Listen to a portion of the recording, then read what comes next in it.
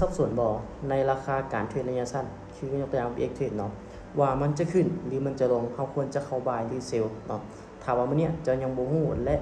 ยังบ่เข้าใจถึงวิธีการเทรดวิธีการทำกำไรเนาะมื้อนี้ข้อยจะมาแนะนำอินดิเคเตอร์ที่ทำเงินล้านได้และก็เทรดเดอร์มืออาชีพหลายๆคนที่เขาใช้กันเนาะอย่างเช่นข้อยเป็นคนใช้เนาะแล้วก็จะมาอธิบายนั่นคือเทคนิคของ MA หรือ Moving Average เนาะเดี๋ยวไปเบิ่งกันว่าเราจะวิเคราะห์ทางใดเนาะแล้วก็เขาได้แบบใดเดี๋ยวจะมาจัดแม่นๆให้ทุกคนเบิ่งเนาะนี่คืออินดิเคเตอร์ของ Moving Average เนาะวิธีการเอาออกมาทุกคนเข้ามา FX Indicator เนาะแล้วพิมพ์คำว่า Moving Average ตามนี้เนาะเป็นนั้นติ๊กเอาแล้วมันจะได้แท่งๆแบบนี้มาจุดสำคัญในการทำเงินในกรณีแบบนี้เนาะถ้าอยากจะบายหรือซื้อเนาะแนะนำให้เขาซื้อช่วงแท่งเทียนมันเกิดอยู่ในเหนือเส้นเนาะเอิ้นว่าในลมโพขาขึ้นฉะนั้นเราจะตัดสินใจได้ไงว่าปัจจุบันเนี่ยคนกำลังเฮเขาซื้อในตลาดเราต้องเขาซื้อตามอยากจะขายต้องรอให้แท่งเทียนมันเกิดอยู่ในกล้องเส้นแล้วเส้นมันซีลงมาด้านลุ่มเนาะเอิ้นว่าในลมของขาลงคนกำลังเฮขายอันนี้เป็นจุดทางไม่ตายในการทำเงินในตลาดเนาะวันนี้เขาจะมาออกออเดอร์ให้ทุกคนเบิ่งเป็นแนวทางในการเทรดเนาะซึ่งงบคอยแมน$999เนาะเดี๋ยวจะขยับมุมกล้องให้เบิ่งแบบสัดๆเนาะโอเคทีนี้เขาจะมาหาจุดเข้าในการเทรดนำกันเนาะทุกคนเนาะปัจจุบันเนี่ยราคารอถ่าของเขาเนี่ยกำลังอยู่เหนือเส้นแล้วถ้าว่าเกิดอยู่เหนือเส้นปุ๊บแม่นข่อยจะเข้าบายได้เนาะเดี๋ยวเขาจะมาจัดออเดอร์เน้นๆให้ทุกคนเบิ่งได้โอเคลักษณะนี้เนาะเบิ่งว่าจะอยู่เหนือเส้นได้บ่เขาจะจะปรับเงินด้วยทางแล้วไม่นี่จะเข้าไป$399มาเบิ่งกันว่าแท่งรอถ่าเขาจะขึ้นได้บ่โอเคแท่งรอถ่ามันพยายามจะขึ้นอุ้ยแต่บ่ยอมขึ้นเถอะเนาะถอนลงมาแบบนี้เขาก็ซิลตามได้เลยนะทุกคนเนาะแบบนี้ซิลตามได้เลยเนาะเพราะว่าแท่งเทียนมันพยายามจะดัดราคาลงมาถ้าว่าแท่งเขียวเนี่ยเกิดอยู่ในเส้นมันควรจะบายขึ้นถ้าว่าแท่งเทียนแดงเนี่ยมันเกิดอยู่ในกล้องเส้นและก็เส้นMoving Averageมันซีลงมาด้านลุ่มเนาะฉะนั้นการตัดสินใจขายเนี่ยเป็นโอกาสที่ดีที่สุดในการทำเงินในตลาด Binary Option หรือ BX Trade เนาะ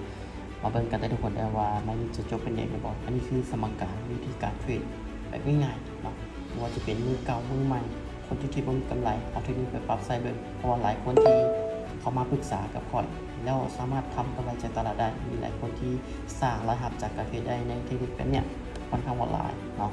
โอเคอันนี้จะเป็นจุดท้าไม่ตายในการทำเงินใน Binary Option หรือ BX Trade นะทุกคนเนาะมาหาจุดเข้าใหม่นะปัจจุบันเนี่ยราคามันอยู่กลางๆถ้าว่ายังบ่สำนาญเนี่ยบ่ต้องเข้าเถื่อเนาะแต่ข่อยจะลองบายไปเด้อมานี่จาก$100เนาะเป็นอย่างจึงบายขึ้นเพราะว่ามาสังเกตใน Moving Average เนาะลักษณะมันเริ่มจะโกงงอขึ้นแล้วแท่งเทียนเขียวเนี่ยเกิดอยู่ในกล้องเส้นก็ตามแต่ว่าถ้าว่าเทียบไซส์ฐานราคาจุดนี้ก็เป็นแนวหักเนาะ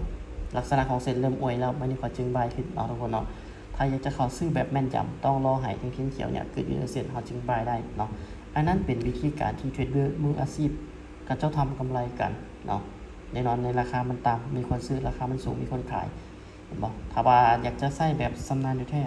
รอให้แท่งเทียนเขียวเกิดอยู่ในเส้นเขาจึงบายขึ้นไปมันจะง่ายกว่าเนาะมันจะง่ายกว่าเดี๋ยวมาเบิ่งจุดนี้นํกันว่าจะเข้าได้บ่เนาะถ้าว่าเกิดเป็นแท่งเทียนเขียวอยู่ในเส้นแม่นเฮาสามารถซื้อได้พอปัจจุบันเนี่ยคนกำลังเริ่มเข้าซื้อตลาดเริ่มจะกลับโตขึ้นไปเนาะปรับเงินรอถ่าเลยแม่นถ้าว่าแท่งรอถ่าเป็นเขียวแม่นเฮาจะเข้าบายเนาะถ้าว่ารอถ่าบ่ขึ้นก็บ่เข้าเนาะโอเคแม่นี่บายขึ้นไปอุ้ยเข้าบ่ได้เนาะเพราะว่าช่วงท้ายราคามันปฏิเสธลงมาราคามันปฏิเสธลงมาฉะนั้นแบบนี้เฮาเข้าบ่ได้เนาะจุดทำเงินแท้ๆแม่นต้องรอให้มันตัดขึ้นแบบนี้นะทุกคนเนาะหรือว่าอยากจะขายแม่นต้องรอแบบนี้นะทุกคนเนาะฉะนั้นเทรดเดอร์ทุกคนถ้าอยากจะทำกำไรเนาะแบบวิเคราะห์กราฟแบบมืออาชีพใส่อินดิเคเตอร์ Moving Average เนาะฉะนั้นต้องรู้จักการรอหาจังหวะเข้าเนาะศึกษาในเรื่องของTaylorเทคนิค Moving Average เนาะแล้วถ้าว่าทุกคนเอาไปปรับใส่ข่อยเชื่อว่าสามารถทำเงินได้เพราะว่าหลายๆคนที่ใช้แล้วทักมาปรึกษาแล้วก็ขอบใจในเรื่องของเทคนิคที่เขาได้สอนลงไปแต่ละ EP ใครที่ติดตามเนาะสามารถที่จะเมคมันนี้ได้การลงทุนมีความเสี่ยงเนาะหรือว่าทุกคนอยากจะให้ตัวเองเข้าวิเคราะห์แบบเน้นๆแบบใดเนาะหรือว่าอยากจะเรียนรู้ก็สามารถคอมเมนต์มาได้